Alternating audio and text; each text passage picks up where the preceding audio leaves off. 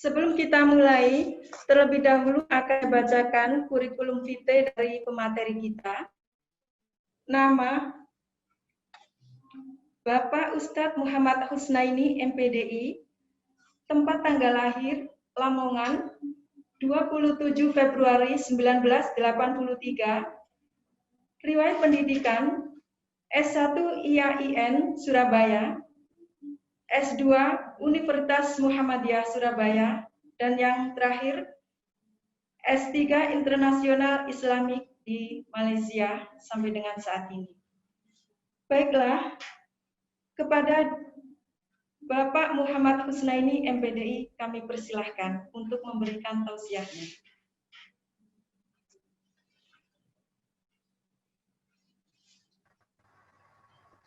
Bismillahirrahmanirrahim. Assalamualaikum warahmatullahi wabarakatuh. Suara saya terdengar, Mbak Teti? Waalaikumsalam. Terdengar, Pak? Alhamdulillahirabbil alamin. Wa bihi nasta'in ala umurid dunya waddin. Wassalatu wassalamu ala sayyidil anbiya'i wal mursalin Muhammadin wa ala alihi wa ashabihi ajma'in, amma ba'du. Alhamdulillah, senantiasa kita hadiratkan syukur kepada Allah Subhanahu wa taala. Kita masih dapat berjumpa kesempatan yang mulia ini meskipun secara daring. Saya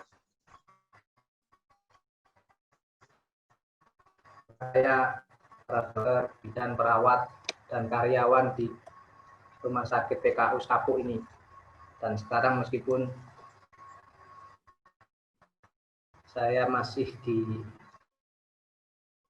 luar negeri karena kita tidak masih juga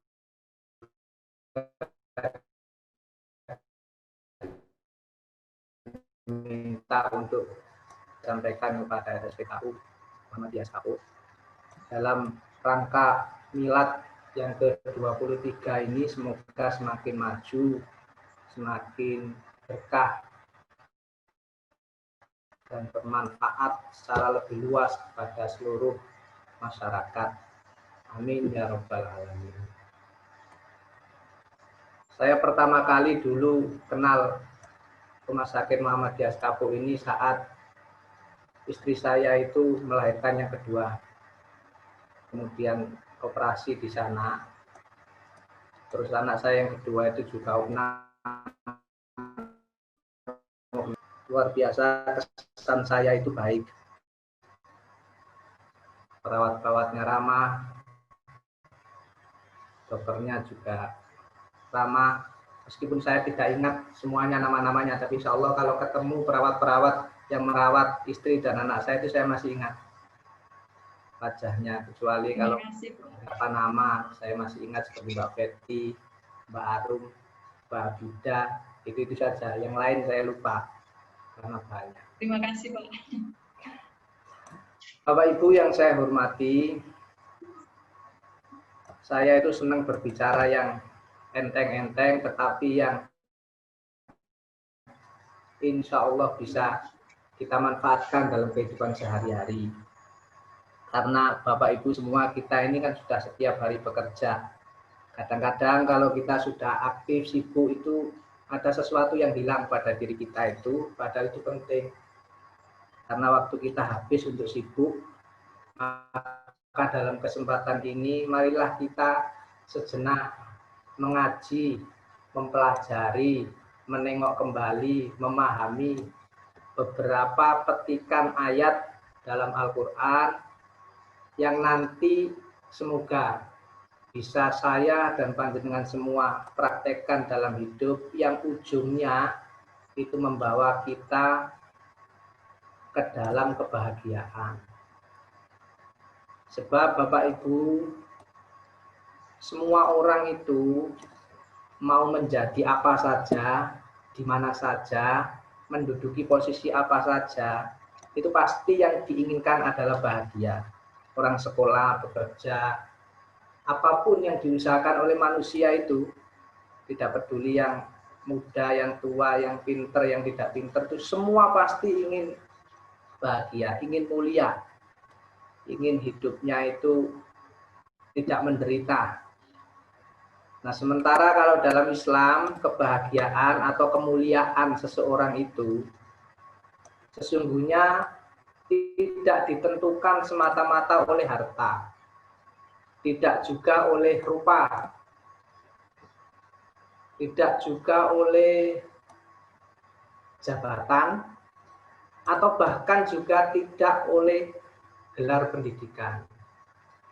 Karena banyak orang kaya, bahkan pintar, gelar pendidikannya panjang, itu pada dasarnya juga bahagia, hidupnya juga nggak mulia. Kalau dalam istilah Al-Quran itu ada ayat yang sangat terkenal, sering kita hafal, itu bunyinya a'udzubillahi minasyaitonirrajim, inna akramakum indallahi atqakum. Kata Allah itu sesungguhnya orang yang paling mulia di sisi Allah adalah orang yang paling bertakwa. Kemudian ada lagi hadis yang juga sering kita dengar, bahkan mungkin kita hafal, bunyinya khairun nas ahsanuhum khuluqa wa anfa'uhum linnas. Sebaik-baik manusia itu, kata Nabi, adalah orang yang paling baik akhlaknya dan paling banyak manfaatnya. Nah, dari sini bisa kita simpulkan bahwa orang yang mulia, orang yang bahagia hidupnya, itu adalah orang yang baik, yang dekat dengan Allah, dan bermanfaat. Jadi menjadi kaya, hebat, berpangkat, dan lain sebagainya itu tidak akan ada apa-apanya dalam pandangan Allah selama kita tidak menjadi manusia yang baik dan tidak bermanfaat kepada orang lain. Ada dalam hadis lain yang lebih terang itu, yang membuktikan bahwa kebahagiaan dan kemuliaan seseorang itu adalah karena berbuat baik. Itu suatu saat sahabat bertanya kepada Rasulullah. Dalam hadis ini diceritakan, sahabat itu namanya Wabisah bin Ma'bad radhiyallahu an bertanya kepada Nabi, apa itu kebaikan wahai Rasulullah? Dijawab oleh Nabi, istafti qalbak, mintalah fatwa kamu kepada hatimu. Sebab sesungguhnya semua kita ini ngerti yang baik dan yang buruk, itu nggak perlu berdebat, itu sebenarnya kita ngerti mana itu baik, mana buruk, karena hati kita itu akan memberikan keterangan ini baik, ini buruk. Cuman masalahnya manusia itu tertutup banyak kepentingan, banyak ego, sehingga yang baik itu nggak dikerjakan. Tapi manusia itu sesungguhnya ngerti. Maka jawab Rasulullah, istafti qalbak, mintalah petunjuk atau fatwa wahai Wabisah kepada hatimu.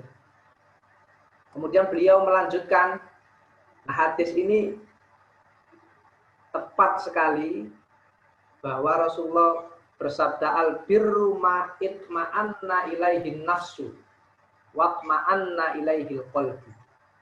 Kebaikan itu, kata Nabi, adalah ma itma'anna ilaihin nafsu, yang jiwamu itu merasa tenang. Watma'anna ilaihil qalbu, dan demikian pula hatimu. Nah, ini dapat kita rasakan bahwa kalau kita berbuat baik atau kebaikan itu seperti apa sih? Gampangnya adalah sesuatu yang kalau kita lakukan, hati dan jiwa kita itu tenang. Makanya tadi di awal kita sampaikan bahwa kemuliaan dan ketenangan hidup seseorang itu ya karena berbuat baik. Karena dia melakukan kebaikan. Tidak ada orang melakukan kebaikan, kemudian hatinya enggak tenang. Nah, selanjutnya, wal ithmu, kata Rasulullah. Sedangkan yang dikatakan dosa atau keburukan itu adalah mahakaf fin nafsi wa taraddada fis sadri wa in aftakan nasu fa aftauka. Dosa itu adalah, keburukan itu adalah apa saja yang membuat jiwamu itu tidak tenang, selalu gelisah, dan taraddada fis sadri, dan dadamu itu bergejolak.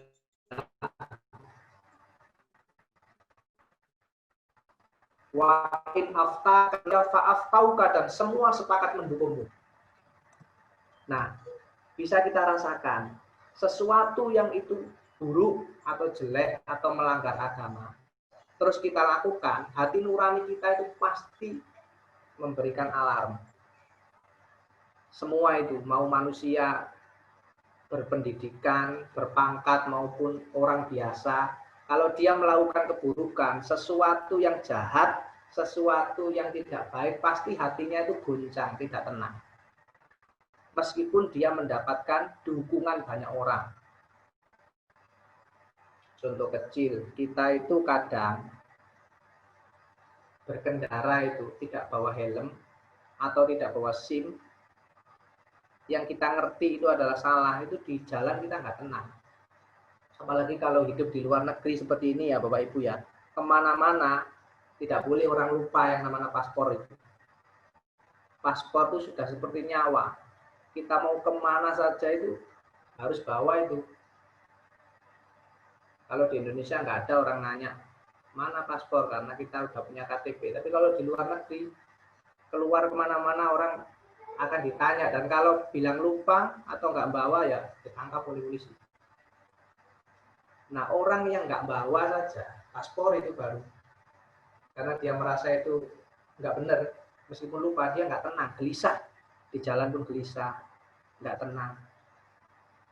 Nah, karena sesuatu yang nggak baik itu memang fitrahnya demikian. Nah, oleh karena itu, Kiai Haji Ahmad Dahlan, pendiri Muhammadiyah, itu pernah memberikan wejangan bahwa sesuatu yang buruk itu nggak akan menjadi baik meskipun didukung oleh banyak orang. Jadi kalau kita, ya, saya, Bapak Ibu semua melakukan sesuatu yang jahat,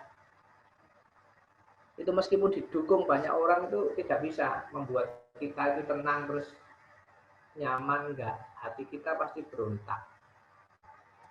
Nah, disitulah bahwa memang kemuliaan dan kebaikan, hidup, kebahagiaan, ketentraman seseorang itu adalah karena dia berbuat baik dan berbuat manfaat, bukan karena embel-embel keduniaan dan lain sebagainya.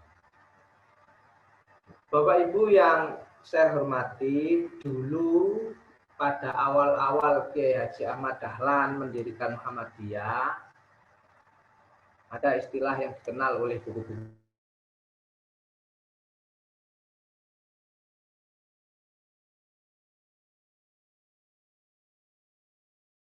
yang disebut schooling atau mendirikan sekolah-sekolah untuk mencerdaskan anak-anak. Kemudian ada yang disebut healing, penyembuhan dengan cara membuat PKU yang sekarang menjadi PKU rumah sakit dan lain sebagainya ini. Kemudian yang ketiga ada feeding, yaitu pemberdayaan, memberi makan orang-orang yang lapar.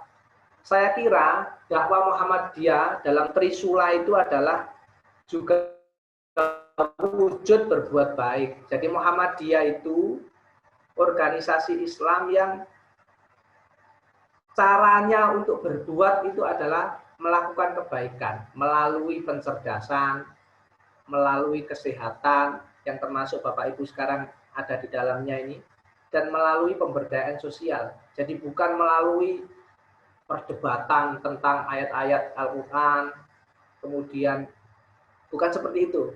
Jadi Muhammadiyah itu membumikan apa yang dipelajari dalam Al-Quran, dalam agama menjadi amal usaha yang nyata dirasakan. Nah, dulu itu ada 3, yaitu bidang sekolah, pengobatan, dan kesejahteraan sosial yang disebut tadi schooling, healing, feeding. Ini adalah juga wujud berbuat baik, hanya saja bukan individual tetapi secara organisatoris. Yang sekarang ada Trisula baru yang berkembang menjadi pemberdayaan masyarakat, penanggulangan bencana seperti MDMC dan Lazismu.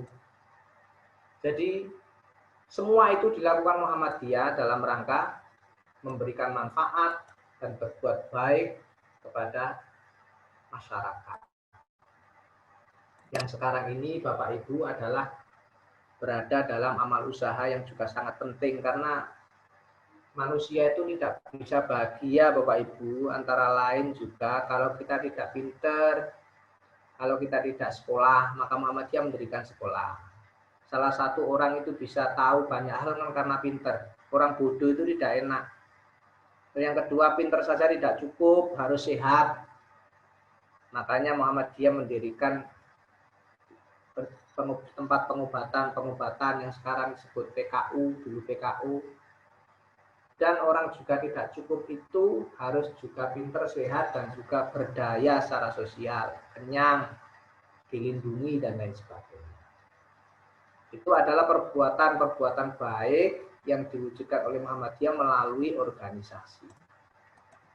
Nah, saya kemarin mencoba untuk melihat atau mengecek beberapa ayat Al-Quran yang terkait dengan perbuatan baik. Ada banyak sekali motivasi atau perintah Allah, bahkan balasan atau apa saja yang terkait dengan anjuran berbuat baik. Kita terkenal dalam Al-Quran itu ada istilah amal soleh ya. Amal soleh itu adalah, amal itu perbuatan, soleh itu artinya baik. Tetapi dalam bahasa Arab itu ada penjelasan filosofinya. Misalnya yang disebut amal soleh itu apa? Apa yang disebut soleh? Sehingga kadang-kadang ada istilah anak soleh. Soleh itu artinya adalah perbuatan yang manfaat, yang membawa manfaat, dan tidak merusak. Dan dilakukannya itu karena taat kepada Allah. Jadi amal soleh itu adalah perbuatan yang bermanfaat dan motivasi melakukannya itu karena Allah, karena ibadah. Jadi kalau ada orang non-muslim, dia berbuat baik, misalnya rajin menyumbang masjid, tapi dia non-muslim, amalannya tidak bisa disebut amalan soleh, Bapak Ibu. Karena dia melakukan itu bukan karena Allah. Kalau dia rajin menyumbang ya disebut saja dermawan. Jadi kata soleh itu copyright orang Islam, orang beriman ya. Jadi nggak boleh misalnya ada orang non-muslim karena perbuatannya baik, ramah disebut anak soleh. Bukan. Anak soleh itu syaratnya harus motivasinya karena Allah. Berarti dia harus iman.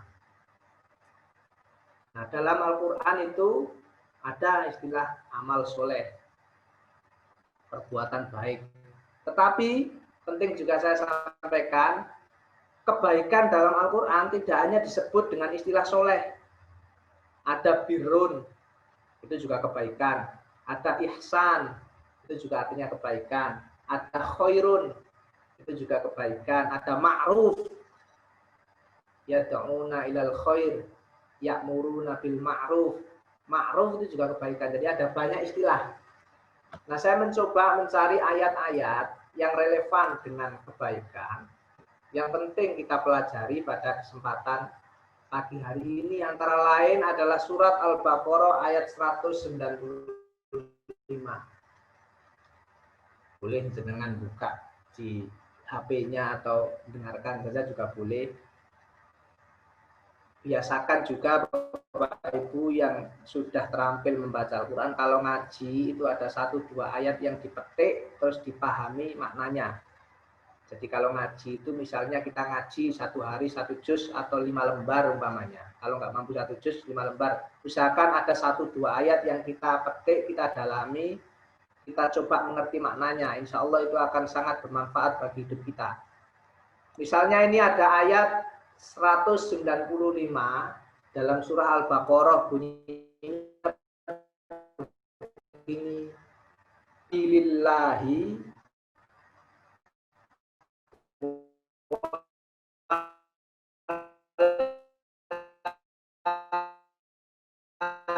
tulqu biaidikum.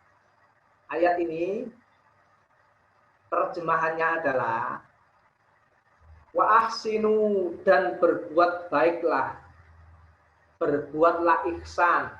Tadi saya sebut bahwa salah satu istilah yang dipakai Al-Quran untuk menyebut kebaikan itu adalah ihsan.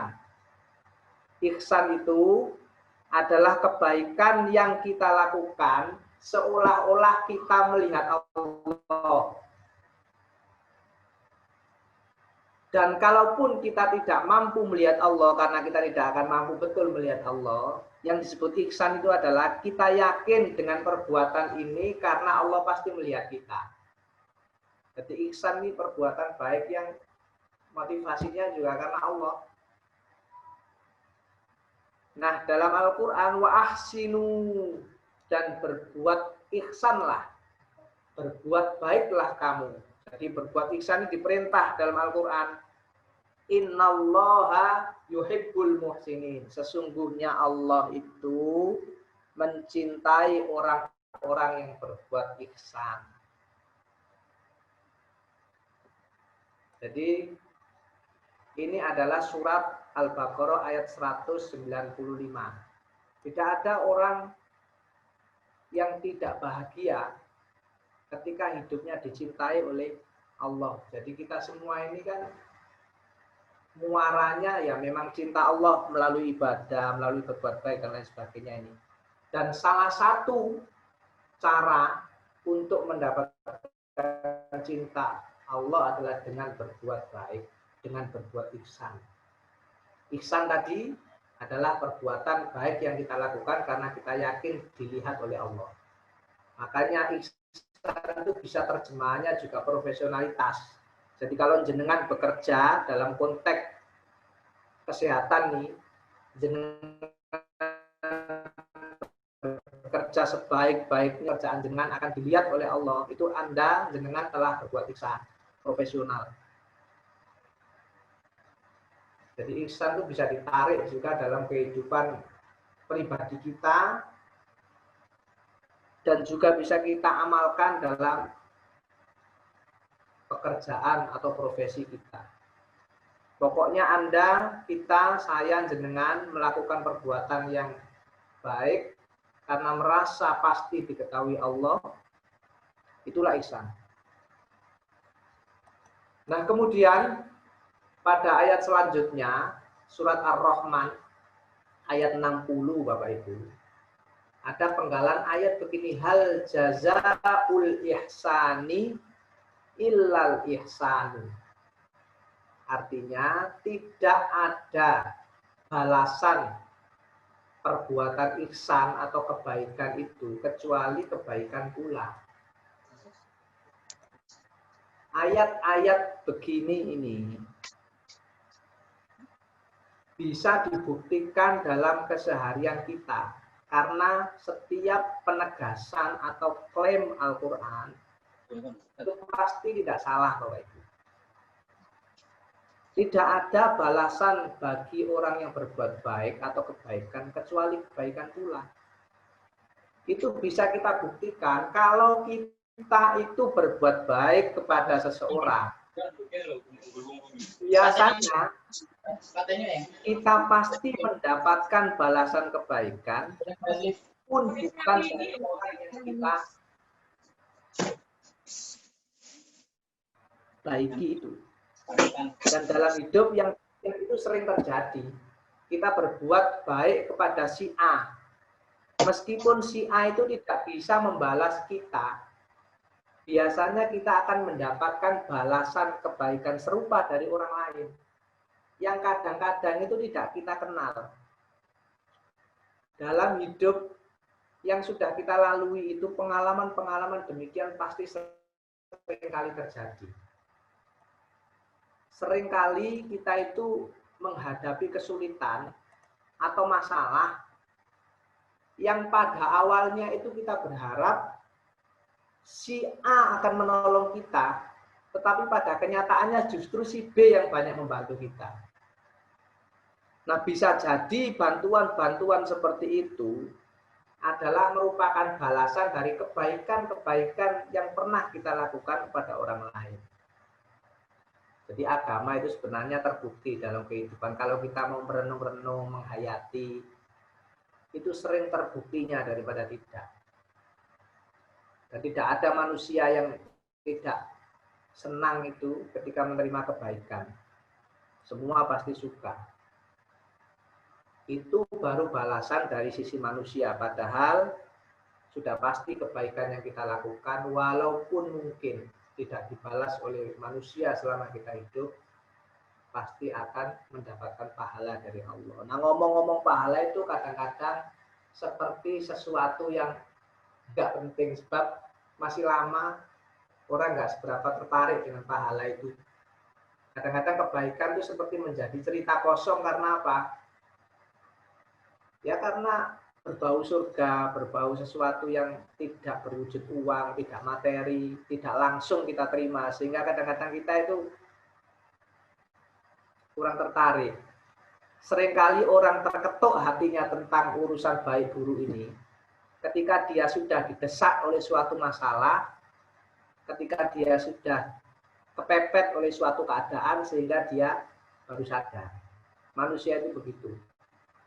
Seringkali urusan berbuat baik, menolong orang, apalagi kalau kita sedang dalam posisi atas, sepertinya memudahkan orang itu berat. Kadang-kadang urusan yang mudah kita buat rumit karena kita merasa memegang kendali. Nah, kita baru terketuk bahwa memudahkan orang berbuat baik kepada orang itu penting ketika kita sendiri pernah kepepet suatu masalah. Nah, itu sudah sifat dasar manusia. Maka dari itu dengan membaca, mengkaji, mempelajari Al-Quran, ayat-ayat Tuhan seperti ini, kita bisa sadar. Kemudian hati kita itu mungkin sedikit banyak itu kalau ada kerak-kerak keburukan itu terkelupas. Sehingga kita menjadi manusia yang baik, yang tidak jahat, yang bermanfaat bagi orang lain. Itu yang kedua. Yang ketiga ada juga saya temukan dalam Quran surah Al-Zalzalah atau bisa juga disebut surat Al-Zilzalah, boleh Zilzalah atau Al-Zalzalah ayat 7 sampai 8 kita sering hafal itu. Faman ya'mal. Kalau dibaca sesuai tajwid famay ya'mal. Kalau dibaca secara bahasa Arab dipenggal faman ya'mal mithqala dzarratin khairan yarah. Wa man ya'mal mithqala dzarratin syarran yarah. Itu kalau dibaca dipotong-potong. Kalau sesuai tajwid faman ya'mal mithqala dzarratin khairan yarah. Wa may ya'mal mithqala dzarratin syarran yarah. Ini janji Allah, penegasan dan pasti betul. Barang siapa yang melakukan kebaikan, ya, di dua ayat sebelumnya tadi kebaikan diterjemahkan dengan istilah ihsan. Kalau di sini khair. Kan tadi saya awali bahwa kebaikan itu diterjemahkan dalam Al-Quran banyak, ada khair, ada ihsan. Di sini khairon. Siapa orangnya yang melakukan kebaikan meskipun kecil, yarohu, pasti Allah akan melihatnya. Jadi Allah itu tahu. Sebaliknya yang melakukan keburukan, kejahatan itu meskipun kecil, nggak ada orang yang tahu, itu Allah tahu. Bapak Ibu, kalau pemahaman seperti ini kita endapkan dalam hati kita, insya Allah kemanapun kita berangkat, dimanapun kita berada, itu selalu kita merasa diawasi oleh Allah.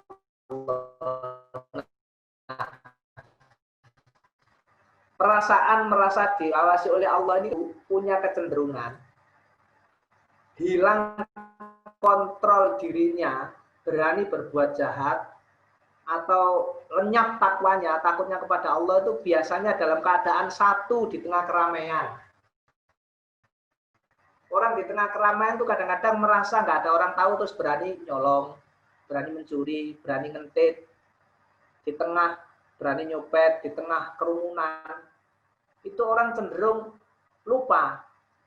Karena orang merasa tidak diperhatikan, lupa bahwa Allah itu tahu gitu. Sebaliknya orang di tempat asing, kadang orang di tengah kampungnya baik, ketika dia keluar kota, nginep di hotel sendirian, atau di tempat yang tidak banyak orang yang kenal dia berani berbuat jahat. Berani berbuat yang tidak pantas. Jadi itu naluri manusia kadang-kadang begitu, ketika dia berada di lingkungan yang banyak orang kenal dia, di tempat kerja alim, begitu di rumah, atau pas pergi ke luar kota yang nggak banyak orang kenal, dia berani berbuat apa saja. Itu memang kadang-kadang manusia begitu. Atau juga saat sendiri. Manusia itu ketika sendirian di kamar, itu bisa saja dia berbuat sesuatu yang mestinya itu nggak baik, berani dilakukan. Contohnya ketika kita memegang ponsel. Handphone ya, sekarang itu siapa yang tidak pegang handphone, mulai anak kecil sampai orang dewasa. Kalau orang sudah di depan handphone, itu batas dosa dan tidak dosa itu kadang-kadang lupa. Apalagi kalau orang baru awal-awal yang mengenal internet, begitu megang handphone itu kemana-mana sudah. Kadang-kadang yang tidak pantas-pantas juga dilihat, yang kurang bermanfaat juga dilakukan, yang tidak membawa kebaikan juga berani dikerjakan. Kenapa? Ya karena sendirian.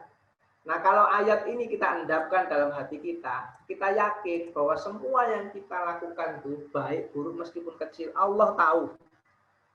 Allah tahu. Dan kalau begitu akan timbul rasa takut. Jadi ayat-ayat seperti ini, meskipun pendek, penting selalu kita ungkapkan, kita ingat, dan kita jadikan pelajaran. Sebab nyatanya tidak mudah. Dikira orang itu kalau sudah berusia tua, itu pasti perbuatannya baik, belum tentu. Atau banyak juga orang yang dianggap pintar, sekolah tinggi, perbuatannya juga belum tentu baik. Karena itu kita selalu berusaha melakukan kontrol diri dan berusaha untuk memahami pesan-pesan Tuhan seperti ini. Kemudian ada lagi Bapak Ibu dalam surat Al-Isra ayat 7 itu ada penggalan ayat bunyinya begini. In ahsantum. Nah, di sini kebaikan disebutkan dalam Al-Qur'an dengan istilah ihsan lagi. In ahsantum, apabila kamu berbuat ihsan, berbuat baik, ahsantum li anfusikum. Sesungguhnya kamu itu berbuat baik untuk dirimu sendiri. In ahsantum ahsantum li anfusikum. Kalau kamu menolong orang, pasti suatu saat kamu ditolong oleh orang lain, meskipun bukan orang yang kamu tolong itu yang menolongmu. Atau kalau tidak, pasti kamu ditolong oleh Allah. Dalam hadis kan siapa yang memudahkan urusan saudaranya, pasti dia dimudahkan urusannya oleh Allah. Jadi tidak ada ruginya berbuat ihsan, berbuat baik. Karena pasti kembali ke kita. Kalau kita tarik dalam konteks pekerjaan kita, tadi kan saya katakan ihsan itu bisa dimaknai sebagai profesional. In ahsantum, jika kamu melakukan pekerjaan secara profesional, ahsantum li anfusikum, maka kamu pasti mendapatkan balasan yang profesional pula. Mungkin karirnya akan naik, mungkin akan mendapatkan kepercayaan. Bapak Ibu percayalah bahwa yang paling mahal dalam hidup ini, dalam kaitannya dengan hubungan sosial itu adalah kepercayaan. Orang itu kalau dipercaya orang, mau jadi apa saja itu enak. Jadi kepercayaan itu mahal. Dan kepercayaan itu biasanya lahir dari profesional. Karena kita melakukan sesuatu dengan baik, dengan jujur, orang percaya. Meskipun kita jadi orang besar, menduduki jabatan yang penting, tapi kalau orang tidak percaya, atau sudah dicacat oleh orang lain, maka hidup kita itu tidak enak. Orang tidak dipercaya orang itu berat. Sebaliknya, orang dipercaya oleh orang lain itu adalah kenikmatan, kebanggaan, kebahagiaan, sebab kita bisa diserai amanah. Wa in asaktum, sebaliknya, apabila kamu berbuat jahat, falaha, maka kejahatan itu juga untuk dirimu sendiri. Sering kan kita baca cerita-cerita pendek, orang yang menggali lubang akan terperosok ke dalam lubang yang dia gali sendiri, semacam itulah. Dalam hidup begitu. Dalam pergaulan, kalau jenengan melihat ada orang yang perilakunya jahat, meskipun jenengan tidak membalas dia dengan kejahatan yang serupa, pasti orang itu akan mendapatkan balasan dari orang lain. Ingat, orang jahat akan dipertemukan dengan musuh yang sebanding. Meskipun kita tidak melakukan perlawanan. Orang dengki, pasti dia akan dipertemukan dengan musuh yang ya teter dengan dia. Bahkan orang jahat itu sebenarnya hidupnya itu tidak bahagia. Kan hanya orang baik yang bisa menyebarkan kebaikan dan kebahagiaan. Kalau orang jahat itu hidupnya selalu bermasalah karena dia sendiri memang dipenuhi oleh masalah-masalah.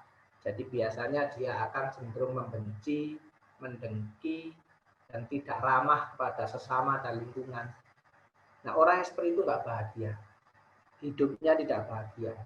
Maka anjuran-anjuran untuk berbuat baik inilah yang terus harus kita kemukakan.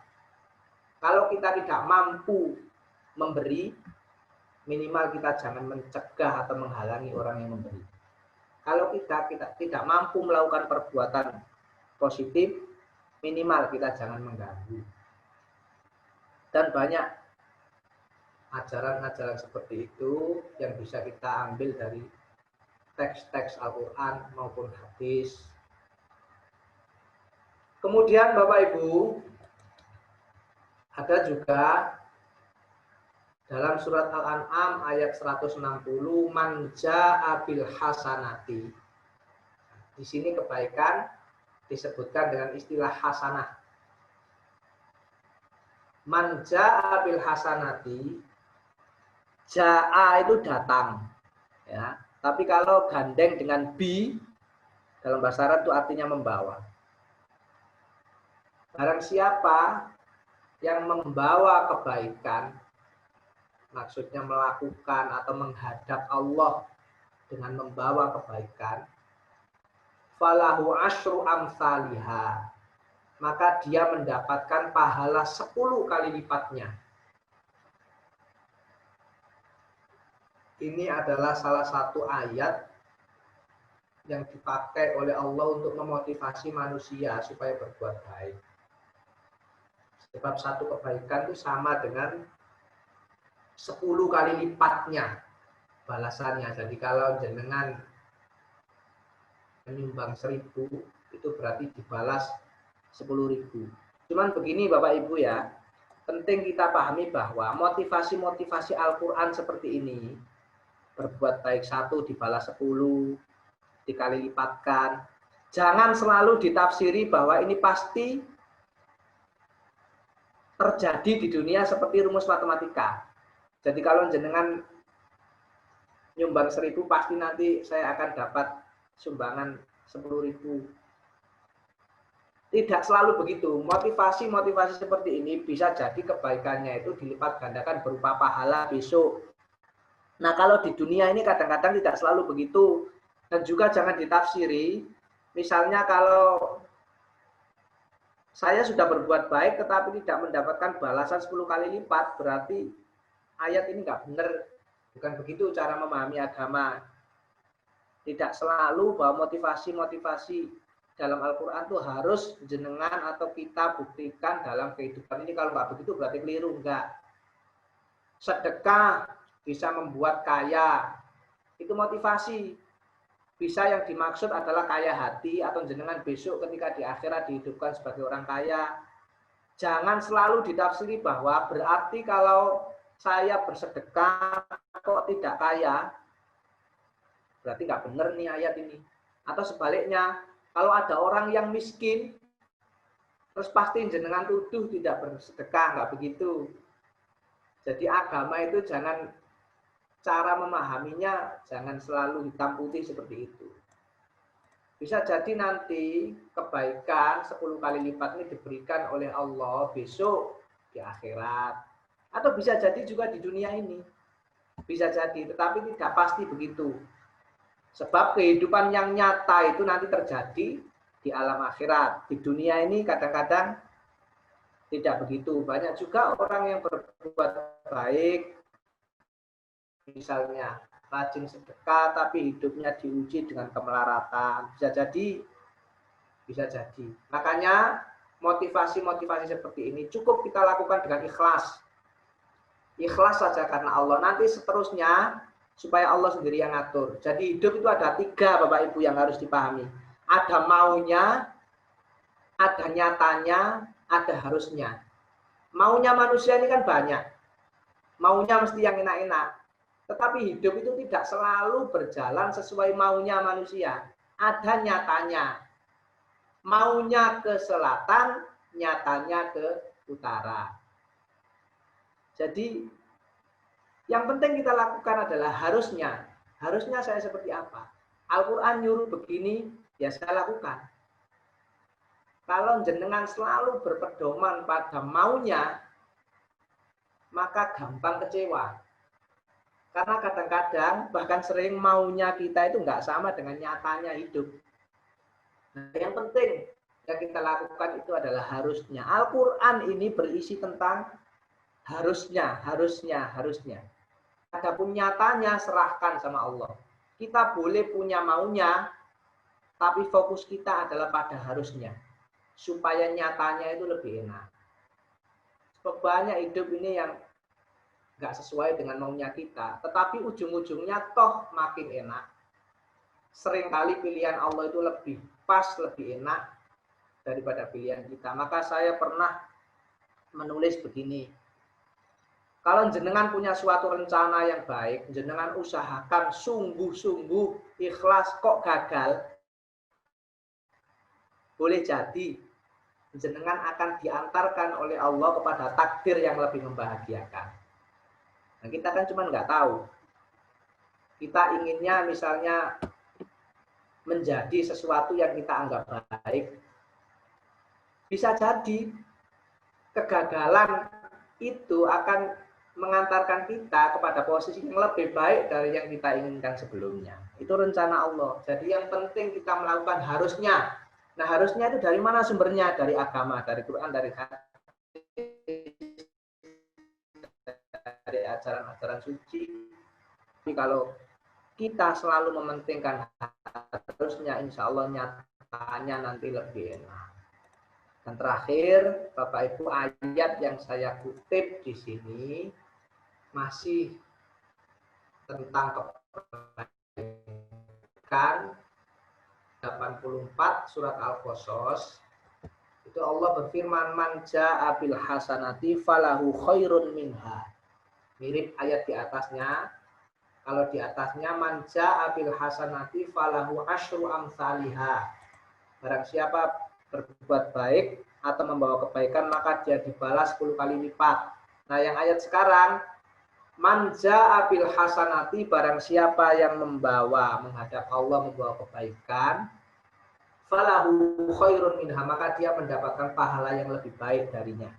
Jadi lebih baik itu bisa 10 kali lipat atau bisa lebih. Pokoknya kalau kita berbuat baik pasti dibalas lebih baik oleh Allah. Wa man jaa'a bisayyi'ati, tapi barang siapa yang membawa keburukan, fala yujzal ladzina amilus sayyi'ati illa ma kanu ya'malu, maka dia tidak akan dibalas lebih kecuali yang dia kerjakan. Ini bedanya Allah dengan kita. Jadi kalau Allah itu ada orang berbuat baik, dibalas lebih 10 kali lipat atau lebih. Dan kalau berbuat buruk nggak dibalas lebih, tapi dibalas sesuai keburukannya. Kalau manusia terkadang sebaliknya. Kalau kita di medsos, contohnya ini contoh manusia, didoakan oleh orang, kadang-kadang kita balas komennya saja tidak. Tapi kalau ada satu orang yang membuli kita, kita balas terus itu sampai 2 hari. Jadi manusia ini lebih cenderung mempedulikan sesuatu yang negatif kepada dirinya daripada yang positif. 10 orang yang mendoakan dia di grup WhatsApp atau di Facebook atau di manalah medsos, kadang-kadang kita pura-pura nggak tahu, hanya dibaca saja. Tapi kalau ada 1 orang saja yang mencela dirinya, Dia balas komen itu sampai 2 hari balas-balasan, sampai di rumah juga uring-uringan, sama anaknya ya dimarahi gara-gara terpengaruh dengan bulian orang di medsos. Jadi orang berbuat baik belum tentu kita balas satu, tapi kalau ada orang berbuat jahat, manusia ini cenderung membalas berlipat-lipat. Nah, oleh karena itu ayat-ayat semacam ini mengingatkan kita, Bapak Ibu. Sebenarnya setiap penggalan ayat ini kalau kita kupas, terus kita bawa, kita tarik, kita buat sangu untuk hidup, itu sangat bermanfaat. Memang tidak semua orang Islam itu ngerti apa sih maksudnya, artinya apa, tetapi saya kira sekarang sudah banyak bantuan ya. Ada juga aplikasi di WhatsApp itu kalau kita misalnya ketik tentang takwa akan muncul ayat-ayat tentang takwa. Jadi sudah banyak teknologi yang memudahkan kita, tinggal kita mau memanfaatkan apa tidak. Orang sekarang tidak kesulitan misalnya ingin melihat tafsir, bagaimana tentang penjelasan ayat ini. Tinggal kita membuka internet, kita baca, dan kita amalkan. Kita endap-endapkan dalam hati kita, kita pahami. Insya Allah sedikit banyak hati kita atau diri kita ini akan baik. Dan agama itu, Bapak Ibu, yang paling penting adalah kita amalkan. Sekarang ini ada fenomena banyak ajaran agama itu diperdebatkan, tapi kurang diamalkan. Tantangan terbesar umat Islam ini adalah mewujudkan kehidupan Islami. Jadi Islamnya udah benar, ajarannya udah baik, tapi mempraktekannya itu berat. Apalagi sekarang era media sosial, orang lebih sibuk dengan dunia maya, kadang-kadang yang nggak penting pun dilakukan. Ada orang yang telaten membuka grupnya yang ratusan, tapi membaca Al-Quran 1 halaman 1 hari saja tidak sempat. Hati-hati, kalau kesibukan harian kita sudah membuat kita satu, tidak sempat sholat khusyuk, sholatnya ke susu-susu, dan yang kedua tidak sempat ngaji, membaca Al-Quran, meskipun hanya 1 lembar, hati-hati. Kondisi hidup kita yang seperti itu berada dalam kehidupan yang tidak sehat, meskipun secara fisik kita sehat, karena sehat manusia bukan hanya fisik. Kalau kita sudah sibuk apa saja dalam rutinitas keseharian, sehingga membuat sholat kita ke susu-susu, tidak khusyuk, terus kita tidak sempat rutin ngaji dalam sehari, siapapun kita, kalau sudah seperti itu, hidup kita itu dalam keadaan tidak sehat. Orang Islam apalagi yang masih muda bisa membaca, umur 50, 55 itu belum tua, sebab lihat grup WhatsApp masih bisa, tetapi tidak sempat ngaji 1 halaman sekalipun itu bahaya. Sekarang ini banyak orang mengaku tua, membaca Al-Quran nggak bisa, doa sholat lupa, nggak mau ngapalkan, tetapi grup WhatsApp 200 masih dibaca semua, masih komen. Ini bahaya. Sebab nanti ketika kita sudah meninggalkan dunia ini, semua itu pasti ditanya. Dan sangu kita untuk menghadap Allah itu yaitu. Saya kira itu, Bapak Ibu, ini sudah 1 jam kurang 8 menit saya hitung ini. Kalau nanti saya panjang-panjang, malah ngantuk atau nanti malah capek. Saya akhiri dulu. Assalamualaikum warahmatullahi wabarakatuh.